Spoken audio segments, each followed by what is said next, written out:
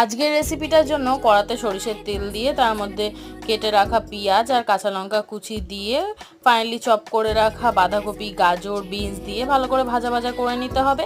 তারপর ওটা একটু ভাজা হয়ে গেলে ওর মধ্যে দিয়ে দিতে হবে গ্রেট করে রাখা পনির, তারপরে দিয়ে দিতে হবে পরিমাণ মতন লবণ, একটু অরিগ্যানো, আর দিয়েছি আমি এখানে ব্ল্যাক পেপার পাউডার।